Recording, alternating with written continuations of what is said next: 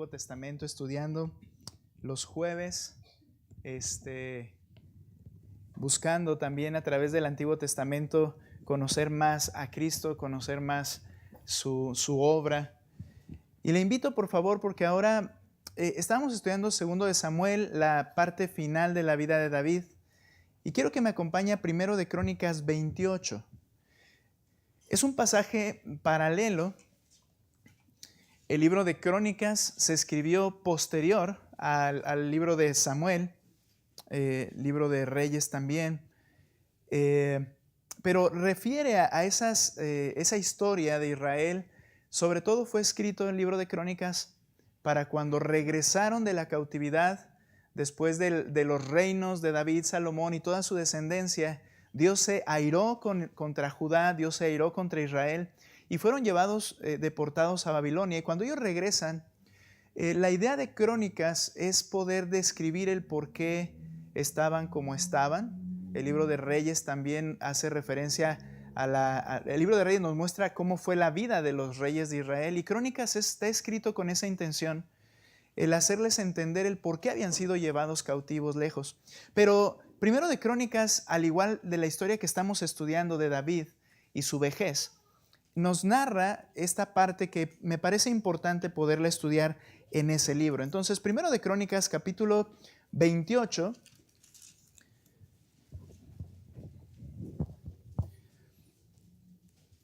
no vamos a leer todo el capítulo, va a ser 28 y 29 de hecho, pero vamos a ver porciones importantes de estos capítulos.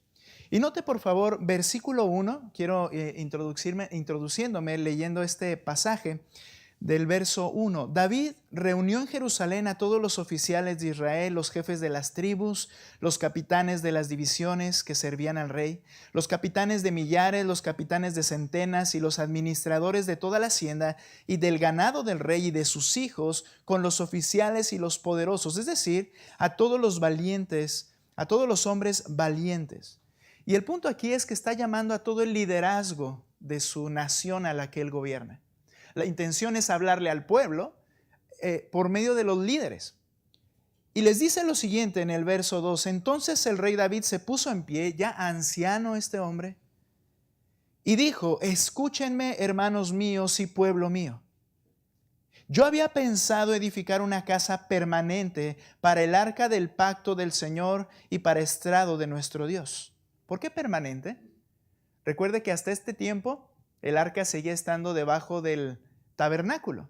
Y el tabernáculo estaba en un lugar y a veces lo movían. Aquí en Hebrón había estado de manera más permanente. Pero ahora dice una casa fija, por decirlo así. Es decir, un templo donde el arca estuviera allí. Así que había hecho arreglos para edificarla, está diciendo David. Pero Dios me dijo: no edificarás casa a mi nombre, porque eres hombre de guerra y has derramado mucha sangre. Lean ustedes por favor el versículo 4, hermanos, un texto hermoso, y quiero que podamos prestar atención allí. Verso 4, ¿qué dice? Sin embargo, el Señor, Dios de Israel, me escogió de entre todas las casas de mi padre para ser rey de Israel para siempre, porque Él escogió a Judá para ser jefe, y en la casa de Judá, la casa de mi padre, y entre los hijos de mi padre, Él se agradó de mí para hacerme rey sobre todo Israel. Y de todos mis hijos, verso 5, porque el Señor me ha dado muchos hijos, Él ha escogido a mi hijo Salomón para que se siente en el trono del reino del Señor sobre Israel.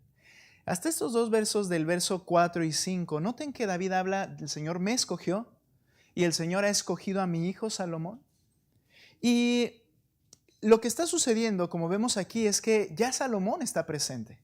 Aunque no hablamos de cómo llegó a darse a conocer en alguno de los pasajes, yo le invito a que lea segundo de Samuel, el final, primero de Reyes. Y el punto es que hubo otro de sus hijos que quería tomar el reino, autoproclamarse rey. Y David, Dios le hace ver a David, los profetas le hacen ver a David también, y la mamá de Salomón le hace ver a David que la promesa de Dios era que Salomón debería haber sido el rey. Entonces el rey, ya anciano, ya cansado, afirma que es Salomón el que Dios ha escogido. Y aquí en este punto habla a la nación, ya fue ungido Salomón como rey y lo presenta, pero ahora viene una labor importante, edificar el templo. Algo que David dice, no puedo hacer porque Dios me dijo, tú no lo vas a edificar. Y vamos a ver un poquito más adelante que incluso Dios le había dado los planos, así como a Moisés le dio los planos de cómo debía ser el tabernáculo, así a David Dios le dio los planos de cómo debía ser el templo. Cada una de sus características, la forma, los acabados, todo había sido dado al rey David por Dios. Pero David no iba a tener el privilegio de hacerlo. Ahora, en esta escena en la que están preparándose para que Salomón construya el templo, solo quiero a manera de recordar que cuando leemos el Antiguo Testamento, no debemos perder de nuestra mente que estamos leyendo la misma historia. Es decir, en algunas ocasiones, cuando leen el Antiguo y luego leen el Nuevo, no, es que el Antiguo como que era Dios más severo, como que Dios era más áspero, como que era la ley y la muerte y la guerra, pero después vemos completamente algo diferente. Ten cuidado, porque eso está diciendo que Dios cambia y Dios no cambia. Estás viendo la misma historia, estás viendo la historia de la redención. ¿Por qué? Porque en el Antiguo Testamento, al leer el Antiguo Testamento, ves a hombres pecadores, limitados, hombres amadores de sus propios pecados, hombres aborrecedores de Dios y necesitados de que Dios haga algo porque ellos están camino a la perdición. Y a la vez, en ese Antiguo Testamento nos muestra al Dios Santo, un Dios que muestra paciencia. ¿Y qué paciencia tan grande, hermanos? Porque en Génesis debimos de haber sido aniquilados todos. Era lo único que merecíamos todos. Pero vemos a un Dios paciente, vemos su amor, vemos su fidelidad, como ahorita cantábamos. Vemos su voluntad soberana, otorgando salvación, mostrando justicia y todo conduciéndolo y orquestándolo hasta la venida del Salvador que Él mismo había prometido desde los primeros hombres que eran Adán y Eva. Vendrá quien aplastará la cabeza a Satanás. Cuando lees el Antiguo Testamento, tienes que entender que es la misma historia de la redención, que apuntaba todo hacia el sacrificio de Cristo para nuestra salvación. Y esto le va a dar sentido a lo que estás leyendo. No estás leyendo grandes historias de la Biblia con grandes personajes superhéroes.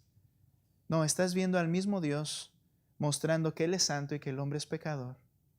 Y que alguien tenía que hacer algo y el que lo hizo fue el que mostró amor y ese es Dios, no nosotros. Debemos ver entonces el Antiguo Testamento como un cuadro que nos lleva a poner los ojos sobre Cristo en todo momento. Y es así que hoy, en un pasaje de los momentos finales de la vida de David, ya anciano, vemos nuevamente y apuntamos hacia nuestro Salvador, porque hoy hablaremos de la gracia fiel en la vejez de David. La gracia fiel en la vejez de David. Es común en el Nuevo Testamento hablar de la gracia, ¿no es cierto? Es común entender que somos salvos por gracia, que por gracia el Señor nos ha llamado, que la gracia del Señor está en la iglesia, y vemos todas las bendiciones del Señor en la gracia, en el Nuevo Testamento, pero la gracia de Dios ha estado funcionando desde siempre. Y ahorita voy a explicar por qué. Hablemos entonces de la gracia fiel en la vejez de David. Lo que quiero hacer es que en cuadros y escenas de esta historia podamos ver la enseñanza principal y ver la gracia de Dios fielmente en la vejez de David. Lo primero, vamos a ver tres cosas. La primera, la gracia y la elección. Jamás pensé que hablaría de la elección en un pasaje del Antiguo Testamento como este. Pero ahora cada vez que leo el Antiguo Testamento me doy cuenta de algo que negaba por mucho tiempo, que la elección es un aspecto de la gracia de Dios y aparece desde el principio mismo. y se muestra en todo el Antiguo y Nuevo Testamento. Quiero decir con amor que para nosotros no hay problema al hablar de elección. Nadie se me pone al brinco, por decirlo aquí en la iglesia, porque hemos aprendido desde las bases este tema y lo hemos mencionado, y puedes entender y decir, he sido elegido por gracia, ¿cierto? Pero también sé que quizá haya hermanos que no sea algo que ellos hayan abrazado de manera tan fácil. Y quiero a través de esto poder hablar de ello y que te des y yo me dé cuenta cada vez más para exaltar y glorificar la gracia del Señor. Entonces, la gracia y la elección son dos doctrinas importantes. La gracia de Dios y la elección son dos doctrinas importantes, y de hecho entendemos que la elección es un aspecto importante debajo de la gracia o dentro de la gracia de Dios. Podemos definir la gracia de Dios de esta manera: todo aquello que Dios, por un mero acto de su voluntad, otorga bondadosamente a sus criaturas. Vuelvo a leer esta definición que está un poquito larga, pero la puedas retener en su mayoría. La gracia de Dios, todo aquello que Dios, por un mero acto de su voluntad, otorga bondadosamente a sus criaturas. Santiago lo dice de esta manera en el capítulo 1, verso 17. Toda buena dádiva y todo don perfecto desciende del Padre de las luces, de lo alto, del Padre de las luces, con el cual no hay cambio ni sombra de variación. Toda bendición desciende de Dios. Esa se llama gracia. Alguien lo dijo de esta forma: es que Dios nos da lo que no merecemos. Y eso es cierto. Todas sus bondades es algo que no merecemos. ¿Qué le dijo Dios que merecía a Adán y Eva? Ninguna otra cosa sino muerte. Eso es lo que merece. Entonces, cuando Dios prolonga la muerte de Adán y Eva físicamente, Él estaba otorgando por una decisión voluntaria de su soberana voluntad, Él estaba otorgando tiempo, y eso no era merecido. Eso era gracia. La gracia de Dios es así. Ahora, lo único que el hombre, como dije, se ha ganado o merece es la muerte física, muerte espiritual y muerte eterna por su rebelión contra Dios. La gracia entonces no es un pago, no es que alguien se lo ganó. Y cuando tú ves a pasajes como por ejemplo Moisés, bien interesante. Cuando ves en la escena de Moisés, Dios está describiendo en el libro de Génesis cómo todos son perversos. Luego dice, pero Noé. Siempre me equivoco con Noé y Moisés. Es que los dos tenían un arca. No se crean. Era Noé en el arca con los animales. Cuando dice que él veía a toda la gente de continuo solamente el mal, dice, pero Noé halló gracia ante los ojos de Dios. Y decimos a veces, sin haber entendido el pasaje, decimos inmediatamente, ok, es que Noé era diferente y eso le agradó al Señor. Él estaba revisando y en un punto vio a Noé, este es distinto, ok, a este es al que voy a agarrar. Pero cuando dice que Noé halló gracia, el punto es que toda gracia desciende de lo alto, del Padre de las luces, y que el hombre no puede producir algo de estas características, implica que el que le dio gracia fue Dios a Noé. No era diferente, solo por gracia. Así que el hecho de la preservación de parte de Dios es un acto de su gracia, a la que los teólogos llaman gracia común. Explico enseguida. Experimentar el amor de Dios para salvación es una bondad, y esto se le llama gracia especial. La gracia común la podríamos decir de esta manera: Dios en su gran bondad da bendiciones inmerecidas a todo ser humano. Absolutamente a todo ser humano. ¿Sabes que el lago de fuego será cuando Dios retire toda bondad? Y eso será terrible. Hay gente que dice, no, estoy viviendo el infierno aquí. No, recibes bondad de Dios. En el infierno retirará toda bondad.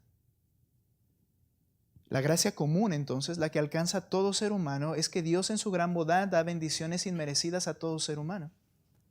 Y en ese sentido entonces, o con esa definición, hay que entender que gracia especial es cuando Dios salva eternamente a algunos aunque no lo merecen. Todos los que reciben esa gracia especial obviamente han recibido la gracia común, pero los que reciben la gracia común no reciben necesariamente la gracia especial. ¿Me explico? Todo ser humano ha recibido bondades, pero la salvación es algo que Él ha otorgado a algunos solamente. Y esa es la gracia especial. Ahora, bien, en este pasaje vamos a ver ambos aspectos de la gracia de Dios, la común y la especial. En combinación, en un acto o con un acto de Dios llamado la elección. La elección, ¿a qué te suena elección? Pues no tiene otro significado. Elección es el acto soberano de Dios de escoger entre sus criaturas. ¿Sí? Escoger de cualquier forma, al momento en que Dios determina algo y escoge algo entre dos o más opciones, se llama elección. Es el acto soberano de Dios de escoger entre sus criaturas. La elección bíblicamente se divide en tres principalmente. Elección para un servicio, es decir, nota conmigo, capítulo 28, verso 4, aunque lo quería ver un poquito más adelante, pero nota, elección para un servicio. Sin embargo, el Señor Dios de Israel me eligió, me escogió de toda la casa de mi padre. ¿Para qué? Para ser rey sobre o de Israel para siempre. Porque Él escogió a Judá para ser jefe y de la casa de Judá, de la casa de mi padre, entre los hijos de mi padre. Nota ahí la idea de la elección. Había más. Y entre los demás, Él quiso uno. Pregúntale por qué. Porque Él quiso.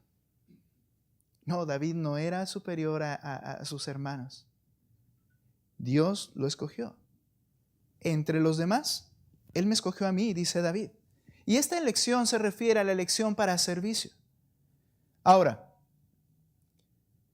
la elección se divide en elección para servicio y también elección corporativa. Es decir, Dios eligió a un grupo de personas. ¿Cuántas veces ves en el Antiguo Testamento que dice, y Dios escogió a Israel? Tú eres mi pueblo, dice la Escritura. De todos los pueblos que había, escogió al más insignificante, no al más poderoso, al más insignificante, y ese fue Israel, para mostrar en él su poder. Una elección corporativa. Pero también en la Escritura se nos habla permanentemente del tercer aspecto de elección o la elección para salvación. Wayne Grudem la define de esta manera: la elección, en esta elección para salvación, es un acto de Dios, escucha, antes de la creación, mediante la cual Él elige a algunas personas para salvarlas, no en base de méritos previsibles en ellos, sino porque es su soberano deseo. Toda elección es un acto de su voluntad. Yo quiero este y este no, para hacer lo que yo quiero. La elección para salvación es precisamente en la misma categoría. No por ver algo, méritos previsibles en ellos, sino porque ese es su deseo soberano. Ahora, nota, y quiero que veamos aquí, la elección de David y Salomón. Ambos fueron elegidos para un servicio. Y hasta aquí nadie tiene problema. Hay amados hermanos nuestros que dicen, la elección es una elección para ministerio, o la elección es una elección de un grupo, pero no hay elección para salvación de manera individual. Está bien, quiero que podamos entender y aprender esto. Ambos fueron elegidos para ministrar, para servicio. Primera de Crónicas 28:4 dijo David, me eligió, y luego ve al 28:5, y de todos mis hijos. Así como David fue elegido de su familia, de todos mis hijos, porque el Señor me ha dado muchos hijos, Él ha escogido a mi hijo Salomón para que se siente en el trono del reino del Señor sobre Israel. ¿Ves tú ahí alguna característica que no, fue un acto de Dios? Dijo, yo quiero que sea Salomón. Salomón y David fueron elegidos para el servicio de Dios como reyes. ¿Quién más fue elegido para ser rey? Saúl. También fue elegido para un servicio. Ahora, este es el servicio, esta es la elección para servicio, pero quiero demostrar de manera, si es posible hacerlo así, que también fueron elegidos para salvación. A diferencia de Saúl, por ejemplo, con algunos aspectos ahí. Pero mira, sabemos que Dios dijo que David era un varón conforme a su corazón. Y le vemos en los libros de los Salmos exaltando a Dios con salmos. Lo vemos arrepintiéndose y proclamando quién es el Señor y cometiendo errores garrafales, pero levantándose y dando gloria al Señor. Y nadie, creo, podría dudar en decir, David es un hijo de Dios. De hecho, a lo largo de la historia y de la revelación, David siempre es tomado como ese personaje del cual Dios se agrada. Y nadie puede dudar de que David es hijo de Dios, creo, ¿verdad? Pero con Salomón es sumamente más complicado. El testimonio de él, ver la evidencia de él, se convierte en algo un poco más problemático. Pero notan, 1 de Crónicas 28:6, por favor. Escogió a Salomón y luego lo que dice, él me dijo, tu hijo Salomón, seguimos hablando de su servicio, es quien edificará mi casa y mis atrios. Escucha por favor, porque lo he escogido por hijo mío y yo le seré por padre. Ahora, es bien interesante que al leer este pasaje dice, lo voy a escoger por hijo mío y diríamos, pastor, está bien claro, dice que él va a ser su hijo. El punto es que esta frase tiene un cumplimiento en Cristo. Es decir, en el Nuevo Testamento, el autor de uno de los escritos dice, Dios dijo esto y se refería a Cristo. Pero quiero que veas conmigo, dejando esto un momento y leyendo esta parte, dice, será mi hijo, ¿verdad? No sé si terminé de leer el versículo 6, sí, ¿verdad? Y yo le seré por padre. Ve conmigo a 2 de Samuel capítulo 7, por favor. 2 de Samuel capítulo 7, el pasaje en donde el Señor le hace la promesa a David acerca de su descendencia que reinará para siempre por la eternidad, hablando y refiriéndose a Cristo. Pero mira lo que dice 2 de Samuel 7:13.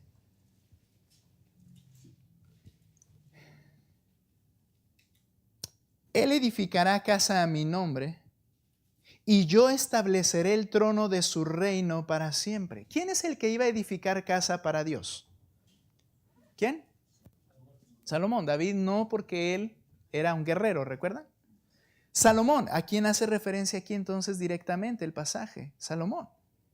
Y luego dice otra vez este mismo texto, verso 13, él edificará casa a mi nombre y yo estableceré el trono de su reino, pero esto es lo interesante, para siempre. Y luego dice, yo seré padre para él y él será hijo para mí. Y alguien podría objetar y decir, pastor, pero usted dijo que eso aplica a Cristo. Quiero que sigas leyendo este texto. Cuando cometa iniquidad, Cristo no cometió iniquidad. Cuando cometa iniquidad, lo castigaré con vara de hombres y con azotes de hijos de hombres. Es decir, yo lo voy a disciplinar cuando se equivoque o cuando peque. Pero mi misericordia no se apartará de él, como la aparté de Saúl, a quien quité de delante de ti. Quiero que veas cómo este pasaje está diciendo que hay una diferencia en el trato de Dios con Saúl y en el trato de Dios con Salomón. Él da por sentado en esta profecía que aquel a quien le construirá casa, que aquel que llamará es mi hijo, yo soy su padre, cuando cometa iniquidad, implica que es un pecado. Y dice, cuando comete iniquidad, yo haré, pero no quitaré mi misericordia de él. Pregunta, ¿por qué? ¿Por qué?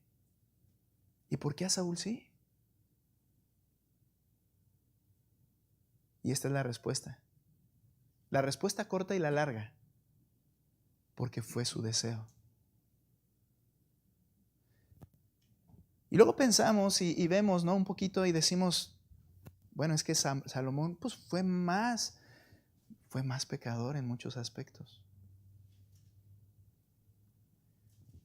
Es que no se trata de las obras que se previeron y que Dios dijo, por eso lo voy a elegir, porque él va a ser una buena persona. Eso ya no sería elección. El que estaría eligiendo sería la persona, no Dios. Ahora, quiero que vayas conmigo a Hebreos capítulo 1, verso 5 y te explico cómo es que funcionan las profecías también. Hebreos capítulo 1, verso 5.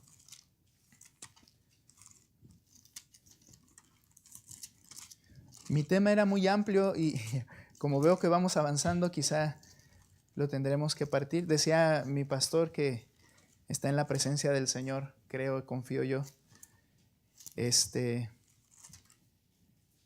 No me gusta decir descansa en paz porque no está descansando, está glorificando a Cristo. ¿Okay? Pero nuestro pastor decía que a veces la predicación es como un chorizo y que a veces hay que, en una división, allí cortar porque es necesario continuar después. Probablemente haremos eso. Ahora, vean por favor Hebreos capítulo 1, verso 5 y les invito a que me ayuden a leerlo fuerte, hermanos, en sus Biblias. Ya estamos teniendo casi la misma versión todos, entonces lean juntos para que no les ganen a los demás, sino dirijan la lectura, por favor. ¿Listos? Verso 5. Dice: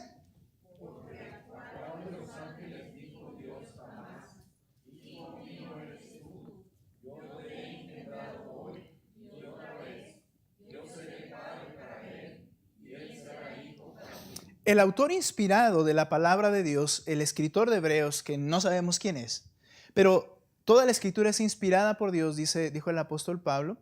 El autor inspirado dice que la primera referencia era a Cristo y la segunda, utilizando el pasaje que estamos estudiando, de las palabras de Dios a David, le dice: yo seré padre para él y él será mi hijo. ¿Y a quién se está refiriendo acá? Se está refiriendo a Cristo. Está diciendo: ¿a cuál de los hombres Dios le dijo, tú eres mi hijo? Y se refiere a Cristo. Ahora, ¿qué es lo que está pasando, hermanos? Que en la profecía, cuando el Señor hablaba algo, la profecía en un sentido tenía un cumplimiento inmediato y en muchos momentos tenía un cumplimiento posterior. Por ejemplo, cuando Abraham le dice: en tu simiente serán benditas las familias de la tierra. ¿Quién era la simiente de Abraham de manera directa? Isaac. Pero después, en el libro de los Nuevo Testamento y conforme va avanzando la revelación, nos dice, y esa simiente era Cristo. Lo que está sucediendo es que cuando la profecía se da, vamos a decirlo así, nosotros podemos ver lo que dice la profecía y lo vemos como un solo evento. Pero cuando la revelación va siendo progresiva, haces esto y te das cuenta que había, aquí estaba Isaac, pero la profecía apuntaba a Cristo. De esa forma, cuando Dios le está hablando a David y dice, por ejemplo, que él va a ser su hijo, tiene un cumplimiento inmediato con la persona a la que hace referencia que construirá el templo. De tal manera que luego dice que cuando cometa iniquidad esta persona, el Señor obrará en él. Pero es interesante que el libro de Crónicas, como el libro de Crónicas trata de apuntar hacia el Mesías constantemente, omite la frase del pecado de este hombre porque el Mesías no tendrá pecado. Y solamente menciona: él será mi hijo y yo estaré con él y estableceré su reino para siempre. Y su gobierno no tendrá fin. Y tú dices, el de Salomón tuvo un fin. Pero ahí estaba apuntando hacia el cumplimiento pleno de esta profecía, que es Cristo. Es por eso que hay que ver la revelación completa, que ya la tenemos en la Biblia, no hay que estar adivinando. Pero aquí el punto con esto, lo que estoy diciendo, es que en ese cumplimiento inmediato acerca de Salomón, él dijo: no voy a retirar mi misericordia de él, aunque cometa pecados. Yo lo voy a disciplinar, yo lo voy a arreglar. Y el punto aquí es que, como veíamos en la definición, ¿por qué Dios eligió a David o a Salomón en este caso? No solo para ser reyes, sino para ser sus hijos. Eso ya lo entendemos nosotros, ese término. Date cuenta que no había méritos previsibles. David pecó en formas incluso más escandalosas que Saúl. ¿No es cierto? Salomón tuvo tantas mujeres y participó en la adoración a los dioses falsos de ellas. Tuvo tantas mujeres como naciones había alrededor de ellos, porque era la manera de vincularse con otras naciones. Y esas naciones le daban sus hijas, los reyes, a Salomón, y tuvo 700 mujeres reinas, 300 concubinas. Pero ¿sabes? Cuando hablamos de esta elección, elegidos para salvación, no hay méritos previsibles. Y aquí en esta elección para salvación hay una garantía. Dios es el que preserva. Él concede el arrepentimiento. Y a esto se le llama que un salvo genuino, un creyente genuino, persevera hasta el fin. Quiero que recuerdes lo que pasó con Job. ¿Qué le dijo Dios a Job? No, este te sirve porque lo bendices. Pero quítale lo que tiene y vas a ver cómo blasfema tu nombre en tu misma presencia. Y Dios dijo, adelante, porque le quería demostrar al Satanás que la genuina fe persevera hasta el fin. No quiere decir que no hay fallos, no quiere decir que no hay pecados en este hombre, porque incluso se puso a pelear con Dios. Y Dios le corrigió y Dios le enseñó, pero al final Job glorificó a Dios. Y quiero que veas que en esta elección para salvación, aunque no hay méritos previsibles como para que el Señor me escogió por esta razón, sino que soy un pecador como los demás, sí hay una garantía. Dios va a preservar a esa persona concediendo arrepentimiento. Hay un pasaje horrible de la vida de Salomón, de tal manera que Salomón no aparece, por ejemplo, en los llamados héroes de la fe. Primero de Reyes, capítulo 11, ve conmigo allí. Y me enfoco más en Salomón porque, como dije, con David creo que no tenemos problema en ver que era un creyente genuino. Primero de Reyes 11, por favor. Y mira lo que dice versículo 1 al versículo 4. Pero el rey Salomón, además de la hija de Faraón, mira, empezó mal. Cuando escogió su primera mujer y esposa, escogió precisamente una incircuncisa, una no creyente, una del país donde el Señor dijo, no vas a descender allá, de allá no te vas a enriquecer. Fue la primera. Ahora, además de la hija de Faraón, amó a muchas mujeres extranjeras, moabitas, amonitas, edomitas, sidonías e hititas, de las naciones acerca de las cuales precisamente el Señor había dicho a los israelitas, no se unirán a ellas, ni ellas se unirán a ustedes, porque ciertamente desviarán su corazón tras sus dioses. Pero Salomón se apegó a ellas con amor. Y tuvo 700 mujeres que eran princesas, 300 concubinas, y sus mujeres desviaron su corazón. Porque cuando Salomón ya era viejo, y esto es bien peligroso, porque diríamos, acabó así, y dice, porque cuando Salomón ya era viejo, sus mujeres desviaron su corazón tras otros dioses, y su corazón no estuvo dedicado por completo al Señor su Dios, como había estado el corazón de David su padre. Quiero decir una idea de paso aquí. Cuando Pablo escribe acerca del matrimonio, él dice, no te cases con un incrédulo, no te unas con un incrédulo. Y la razón es precisamente esa. Te estás uniendo en ese vínculo en el cual hay una influencia completa entre las dos personas, pero una tira para el infierno y otra para el cielo. Qué miserable vida. Pero no es miserable, es el otro. Qué miserable decisión son las tuyas, ¿no? Dice el Señor, dice Pablo con sabiduría, no escojas de esta forma. Ahora, el punto es que dice, esto pasó con Salomón. Y no fue una, sino 1000. Ahora, nota el versículo 7, te digo, un pasaje horroroso. Entonces Salomón no solo tuvo todas estas esposas, edificó lugar alto a Quemos, ídolo abominable de Moab, en el monte que está frente a Jerusalén, y a Moloc, ídolo abominable de los amonitas, e hizo también para todas sus mujeres extranjeras, las cuales quemaban incienso y ofrecían sacrificios a sus dioses. Hermanos, al ver esto, si nada más leemos este pasaje de Salomón, podemos decir, esto no suena como un hijo de Dios. O sea, David, sí, se equivocó y pecó horriblemente, pero este hizo estas cosas. Ve versículo 23, ahí mismo del 11. Perdón, leímos el 14 ya, ¿verdad? No, el 14 primero. Entonces, Salomón hizo todo esto. Quiero que recuerdes la promesa, por favor, que le dijo Dios a David. Entonces el Señor levantó un adversario a Salomón, Hadad el edomita. Este era de linaje real en Edom. Ve conmigo al versículo 23. Dios también le levantó otro adversario a Salomón, a Rezón, hijo de Eliada, el cual había huido de su señor Hadadezer, rey de Soba. Y verso 26. Entonces Jeroboam, hijo de Nabat, un efrateo de Sereda, cuya madre, una mujer viuda, se llamaba Serúa, era siervo de Salomón y se rebeló contra el rey. Y recuerda, por favor, lo que dijo Dios. Por medio de hombres, yo voy a trabajar en él. Ahora, interesante, él ya estaba viejo en esta escena. No era aquel joven que edificó tantas cosas, hizo tanto. Ya era viejo, era el más rico de todo el planeta y tenía la capacidad de poner palacios en todo lugar y les hizo a sus mujeres casas para sus dioses. El mismo que le construyó casa a Jehová. Pero Dios cumplió su promesa de obrar como un padre. Yo seré padre para él y él será mi hijo, ¿recuerdas? Cuando cometa iniquidad lo castigaré con vara de hombres y con azotes de hijos de hombres, pero mi misericordia no se apartará de él como la aparté de Saúl, a quien quité de delante de ti.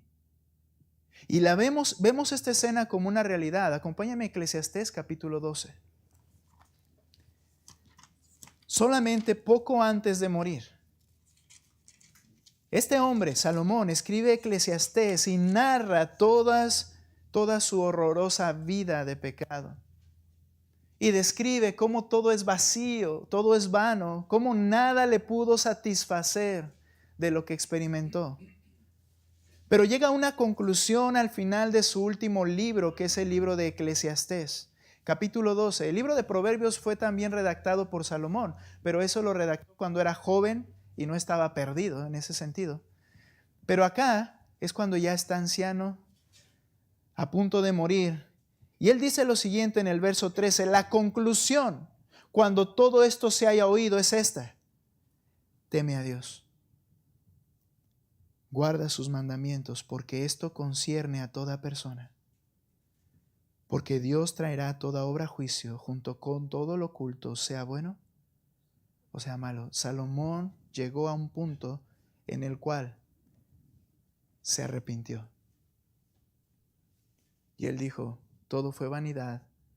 Hijo, esto es lo único que vale la pena. Tienes que temer a Dios y guarda sus mandamientos. Yo me equivoqué. Ahora, estas palabras son palabras de arrepentimiento de un hombre que realmente, creo yo, el Señor lo había tomado como su hijo elegido para salvación, y nos queda perfectamente claro que no fue por sus obras.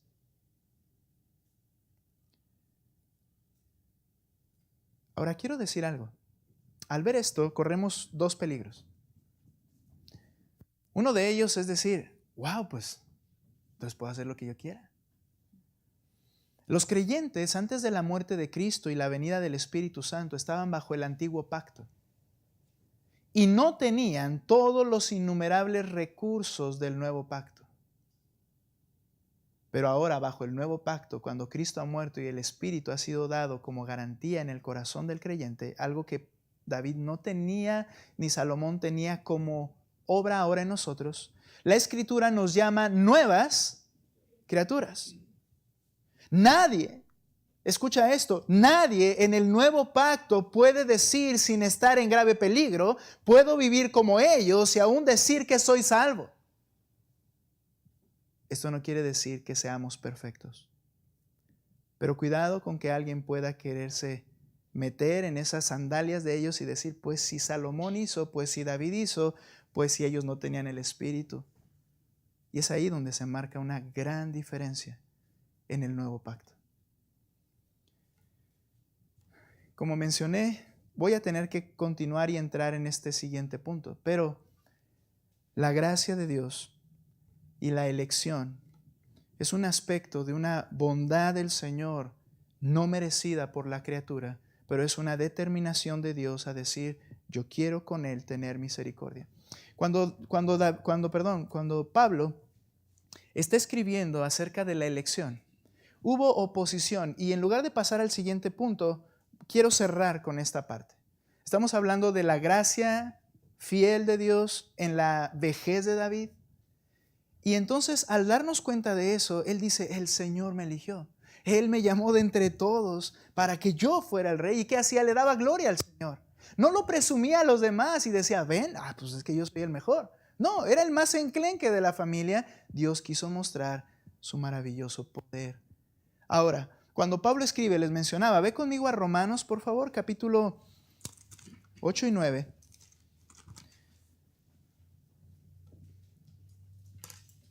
Y te voy a invitar que guardes esto para la siguiente semana continuar. Que no te apresures a sacar conclusiones para decir como algunos dicen, bueno, entonces si soy elegido voy al cielo, no importa lo que haga. No, ten cuidado. No es la verdad.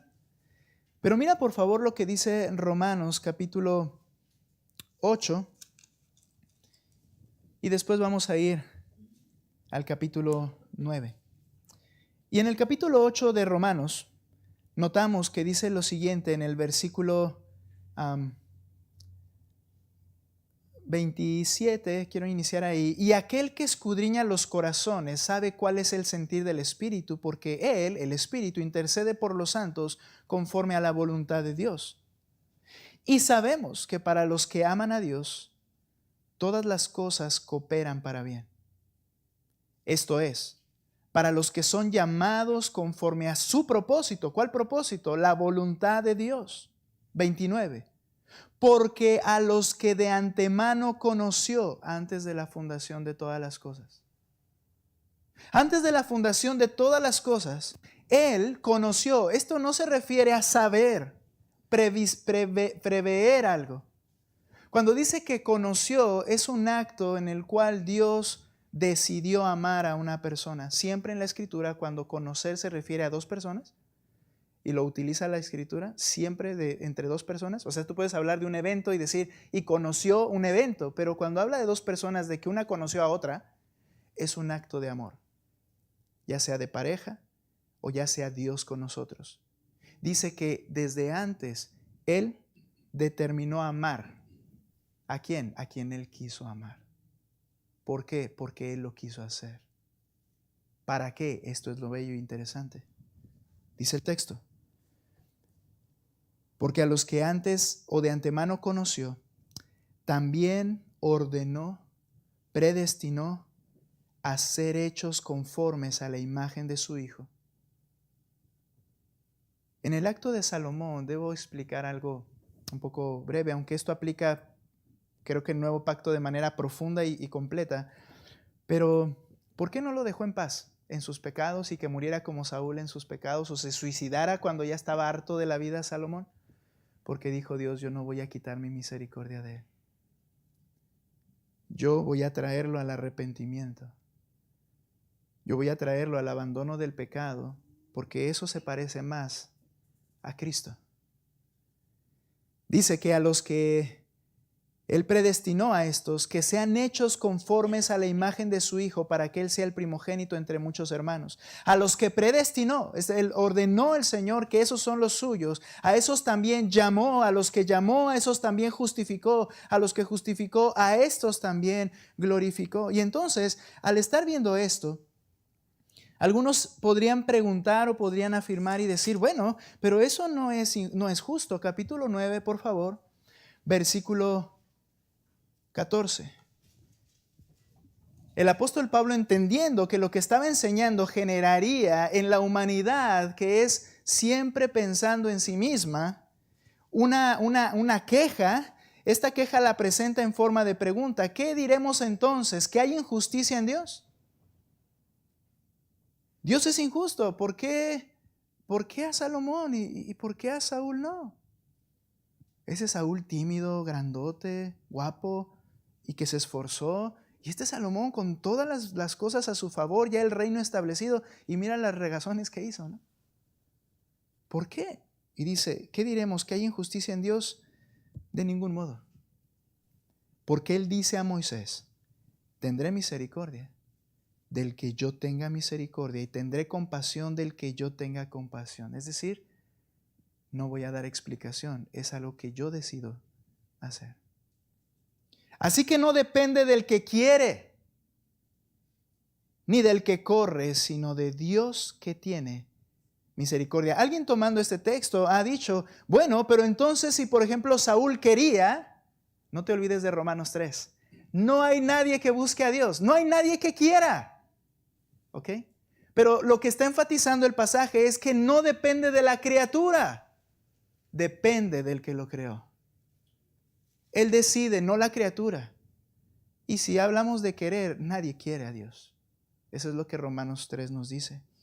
Así que no depende del que quiere ni del que corre, sino del que de Dios que tiene misericordia. Porque la Escritura dice a Faraón, para esto mismo te he levantado, para demostrar mi poder en ti y para que mi nombre sea proclamado por toda la tierra. ¿Y cómo sucedió eso? Él entonces lo iba a humillar, destruyendo su nación, destruyendo su ejército. Y dice entonces, así que Dios tiene misericordia del que quiere y al que quiere endurece. Ahora, me dirás entonces, esto era una lucha desde el principio, decir, no, elección no se oye justo. Entonces me dirás, ¿por qué pues todavía reprocha a Dios? ¿Por qué va a culpar de pecado a la persona si Él no lo eligió para que fuera una persona que buscara a Dios? Y en lugar de dar una respuesta, Pablo habla de manera dura, pero dice lo siguiente, una verdad. Al contrario, ¿quién eres tú, hombre, que le contestas a Dios? ¿Dirá acaso el objeto modelado al que lo modela, ¿por qué me hiciste así?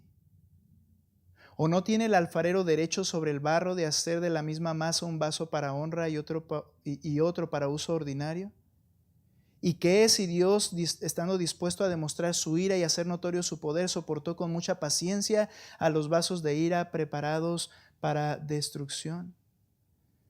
Y vamos a detenernos un poquito ahí, pero el punto es que el Señor no deja de mostrar gracia a todas las criaturas. No es un acto injusto, ni Dios dejó de ser bondadoso.